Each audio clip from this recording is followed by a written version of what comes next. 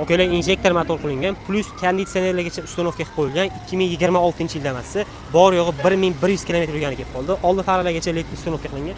Mashinaga ancha xarajat qo'yishgan ekan. Tonirovka ruxsatnomalari bor.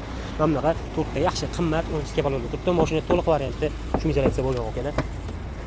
Salonlari ham yangiday bo'lib turibdi. Konditsionerlargacha ishlab turibdi okalar. Konditsionerlarni muzday qilib salonlarni muzlab qo'yibdi. Konditsionerlar ishlab turibdi. Injektor uстановка qilingan. Probegi 1153 km bo'libdi. 907 necha gaplarga uстановка qilingan. Malibu bar, Malibu ichak, besprovod zaryadkalar bilan oynalargacha elektronik qo'yilgan. Konditsionerlargacha uстановка qilingan okalar. Mana yaxshi qimmatli holatda qo'yilgan. Yetida polik dinonimlargacha solingan. Video registratorlar bor. Salonga ham yozilgan kameralar bilan.